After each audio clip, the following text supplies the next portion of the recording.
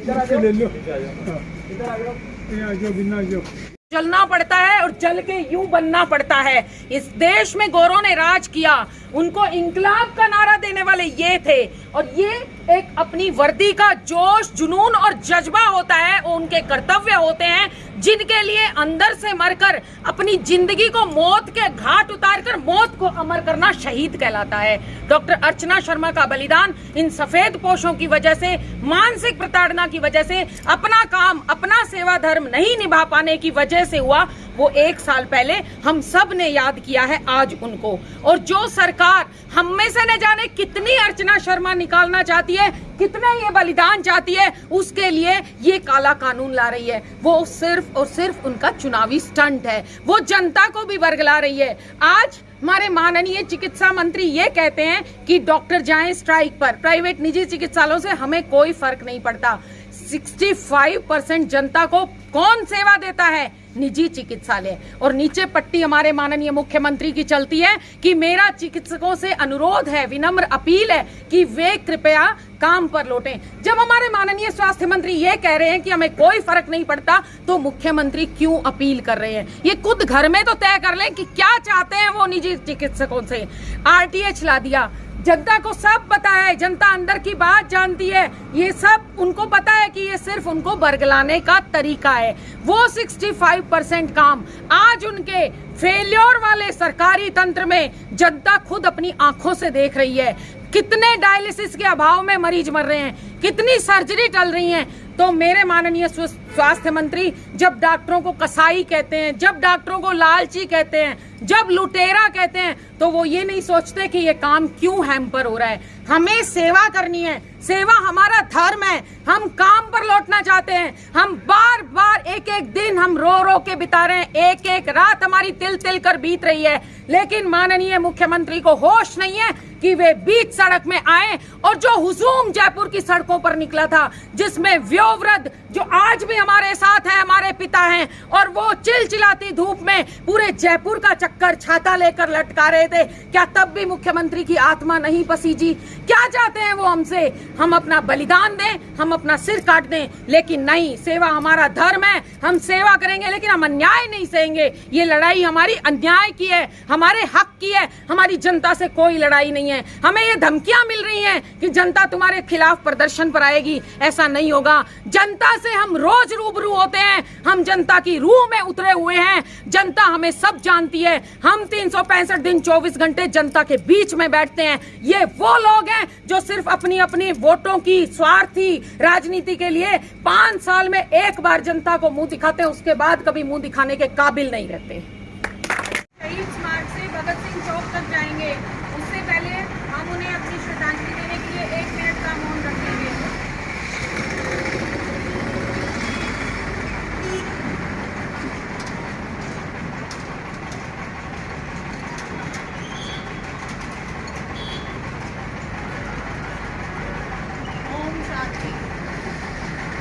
अर्चना शर्मा तेरा बलिदान याद करेगा हिंदुस्तान। अर्चना शर्मा तेरा बलिदान याद करेगा हिंदुस्तान। अर्चना शर्मा तेरा बलिदान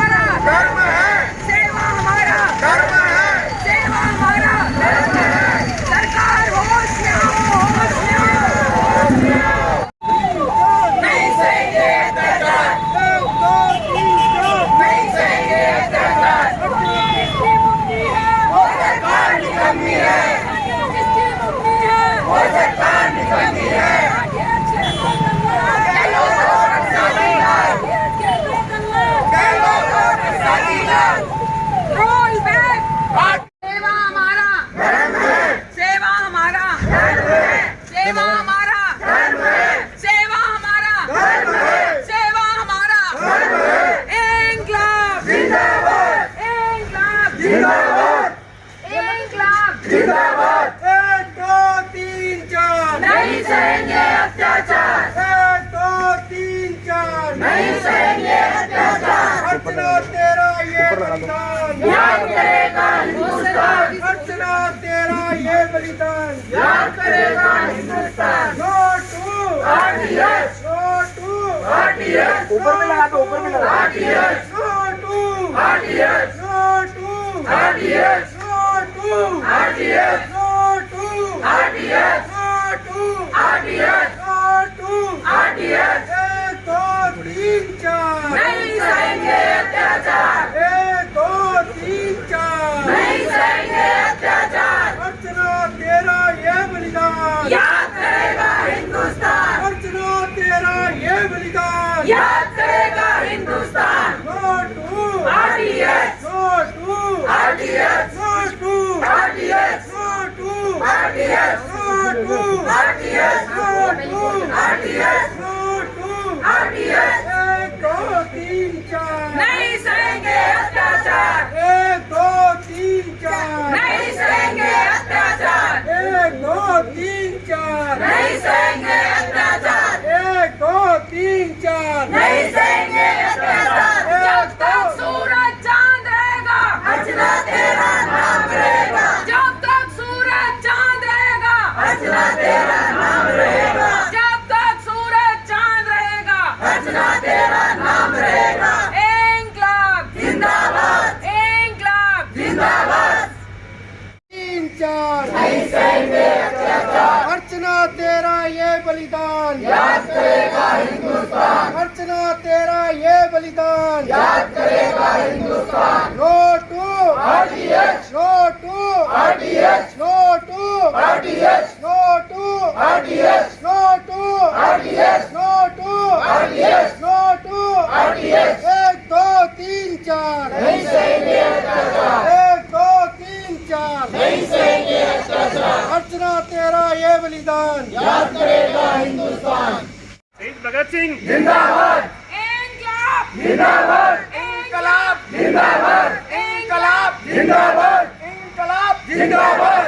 1 2 3 4 नहीं सहेंगे अत्याचार, 1 2 3 4 नहीं सहेंगे अत्याचार। अर्चना तेरा ये बलिदान याद करेगा हिंदुस्तान, अर्चना तेरा ये बलिदान याद करेगा Hindustan. No to RDS, no to RDS. सरकारी सभी अस्पतालों के डॉक्टरों ने रैली में भाग लिया। अर्चना की आज सही दिवस भी है और नो टू हेल्थ एक्ट के विरुद्ध हम गवर्नमेंट का अत्याचार सहन नहीं करना चाहते। ये जो बिल आया है ये जनता और डॉक्टरों के लिए सबके हित का है, अव्यवहारिक है, असंवैधानिक है और ये हो नहीं सकता। इससे बीमार और डॉक्टरों के संबंध भी खराब होंगे। सरकार को इससे कोई फ़ायदा नहीं होना, लेकिन अशोक गहलोत का आपके मीणा साहब का दिमाग खराब हो गया है। वो इस समय झूठी जिसको कहते हैं वाई लूटना चाहते हैं। इससे कोई गरीबों का कोई फ़ायदा नहीं होगा। हमारी व्यवस्था बहुत बढ़िया चल रही थी। प्राइवेट हॉस्पिटल 70% राजस्थान में काम करते हैं और सब लोग, ये नेता भी लोग सारे प्राइवेट हॉस्पिटलों में इलाज कराते हैं। और ये इनके पास गवर्नमेंट हॉस्पिटल है, करे काम करे, उनको बढ़िया करे, हमें क्या पीड़ा उसकी। लेकिन हमारा प्राइवेट धंधा है, हमारे व्यवसाय पर ये कुछ नहीं कर सकते। हम लोग कोर्ट में भी जाएंगे नहीं मानेंगे तो, लेकिन हम लोग इनका विरोध करते जाएंगे और करते रहे हैं। तरफ से सिर्फ राजस्थान ही नहीं वरन पूरे हिंदुस्तान के चिकित्सक समुदाय की तरफ से एक ही बात ये कहना चाह रहा हूँ कि हमारे जो घर वाले हैं वो हमें बड़ी मुश्किलों से पाल पोस करके, अब उनके अपने बड़े सपने देख करके अपनी ज़िंदगी हमारे नज़रिए से जीते हैं कि हम बड़े बने, हम कुछ अच्छी शिक्षा ग्रहण करें, उच्च शिक्षा ग्रहण करें, इस पदवी पर पहुँचे। एक जो चिकित्सक धर्म का जो हिंदुस्तान में रहता है कि चिकित्सक ही भगवान का स्वरूप है, उस स्वरूप तक हमें वो पहुँचाते हैं। उसके बाद में हम यहाँ आकर के हम ये सोचते हैं कि हम नागरिकों की सेवा करेंगे, हमारे चिकित्सक धर्म का पालन करेंगे, और हम करते हैं, अहर्निश करते हैं। हम हमारे बच्चों को भी भूलते हैं, हमारे परिवारजनों को भी भूलते हैं, हमारी नींद भी भूलते हैं। कितनी बार ऐसा हुआ होगा कि हम खाना खाने बैठे होंगे, कोई इमरजेंसी आई होगी और हमने खाना छोड़ा होगा, पहले उसे संभाला होगा, जब वापस लौटे तो पता चला कि अब तो खाने का टाइम ही निकल गया, अब तो सोना है ताकि सुबह उठ करके वापस से जा सके। कितनी बार डिलीवरी ऐसी इमरजेंसी कंडीशन में आती है, कितनी बार हम उठते हैं, कितनी हमने रातें खोई होगी, काली करी होगी, हमें कुछ नहीं पता कब हमारे बच्चे बड़े हो जाते हैं, कब हमारे परिवारजन बूढ़े हो जाते हैं, हमें कुछ नहीं पता रहता। हम सिर्फ और सिर्फ मरीजों की सेवा के लिए समर्पित रहते हैं, हर दम समर्पित रहते हैं। कभी किसी चिकित्सक ने अपने होशो हवास में, अपने शारीरिक और मानसिक क्षमता के रहते हुए कभी किसी चिकित्सक ने मना नहीं किया होगा कि मैं इसे मरीज को नहीं देखूंगा, भले ही उसके पास में पैसा है या नहीं है। वो हमारे लिए सेकेंडरी चीज़ होती है, पहला हमारी प्राथमिकता उस मरीज को संभालने की ही होती है। आरटीएच बिल कुछ नया नहीं देने जा रहा राजस्थान के मरीजों को, वो पहले से ही हम कर रहे हैं, हमारा सेवा धर्म है, हम पहले से कर रहे हैं। लेकिन होगा क्या इसकी वजह से, और जो होर्डिंग्स छप रहे हैं, जो बड़े बड़े पर्चे छप रहे हैं, उनमें जो कहा जा रहा है, प्रचार किया जा रहा है, फ्री फ्री फ्री फ्री में कुछ नहीं होता जनाब, फ्री का कुछ है नहीं, ढिंढोरा ऐसा जो पीटा जा रहा है। अगर जो अस्पताल जिनकी सरकार बात कर रही है कि उस पे चल रहे हैं, अनुदान पे चल रहे हैं, इस पे चल रहे हैं, ऐसा नहीं है। छोटे छोटे कस्बों में जो चिकित्सक अपने निजी क्लिनिक्स खोल करके प्रैक्टिस कर रहे हैं, जनता को सेवा दे रहे हैं, वो अपने दम पर दे रहे हैं, वो किसी के खैरात में नहीं दे रहे। अगर मैं कहीं से मुझे आमद होगी तो ही मैं किसी की सेवा कर पाऊँगा। ऐसा नहीं होता कि आप आरटीएस ला करके थोप दो और होगा क्या उससे, मरीज आएगा, मरीज कहेगा लाओ साहब करो, वो हम पहले से कर रहे हैं तो उसकी ज़रूरत क्या है, वो कानूनी पचड़े की ज़रूरत क्या है। अगर आप सेटिस्फाई नहीं है तो आप मेरे अगेंस्ट में जा करके कहीं भी किसी प्राधिकरण में शिकायत करेंगे और मेरे पास कोई हक नहीं है अपनी आवाज़ उठाने का, मेरे खिलाफ फैसला आ गया, मैं बैठ गया घर पर, फिर मैंने कौन सी सेवा कर ली इसके ज़रिए। तो ये सेवा के लिए कानून नहीं है, ये सिर्फ जो राजनीतिक मोटिव है और जो भी मकसद है उनको पूरा करने के लिए, उनके आकाओं को, उनके फॉलोअर्स को पूरा करने के लिए, उनको खुश करने के लिए किया जा रहा है। इसका चिकित्सा से कोई संदर्भ है नहीं। पहले से भी ट्रॉमा के जो पेशेंट्स आ रहे हैं, सुप्रीम कोर्ट की गाइडलाइन से पहले से भी इलाज हो रहा है उनका, कोई उसके लिए मना नहीं कर सकता। किसी घायल को आप लेने से मना नहीं कर सकते, पहले से कानून बनने पड़े, तो एक नया कानून और क्यों? जब 54-55 कानून पहले से चल रहे हैं क्लिनिकल एस्टेब्लिशमेंट में, तो फिर एक और कानून क्यों? और वो भी ऐसा कानून जिसके ऊपर कि आप कोई कानूनी आपके पास प्रावधान नहीं है। अभी हम अर्चना मैडम के लिए बात यहाँ पर खड़े हो करके बात कर रहे हैं, क्या वो काबिल नहीं थी? वो गोल्ड मेडलिस्ट थी अपने फील्ड में, उनसे काबिल और कौन होगा यहाँ पर? हमारे जो प्रबुद्ध समाज है, शायद वो टॉप पे, शिखर पे थी, हमने उनको खोया। हो सकता है कि जिनकी वजह से वो गई उनको तो एहसास भी नहीं होगा, लेकिन जिस समाज को वो सेवा देने वाली थी या जिनको दी, या जिनकी वजह से कई निसंतानों को संतान मिली, कईयों का इलाज हुआ, उनका क्या उनका दुख की कहाँ सीमा है उनकी? उनको पता होगा, उनसे जाकर के पूछें आप कि उन्होंने सच में क्या खोया है। एक जो निस्वार्थ भाव से चिकित्सा कर रहा था, जो सेवा दे रहा था, उसको खोया है, इस समाज ने खोया है, और ये समाज को कभी भी पूर्ति नहीं हो सकती उस चीज़ की। तो मैं तो इतना सा कहना चाहता हूँ कि जो ये अजीबोगरीब कानून लाते हैं, कम से कम आप डॉक्टर्स की यूनिटीज़ को उनको देखें, उनको समझें, उनके विचारों को भी एक बार सुने कि वो क्या कहना चाह रहे हैं, सच में क्या इसकी ज़रूरत है हमें, या सिर्फ ये एक अपना जो राजनीति चमकाने का जरिया है।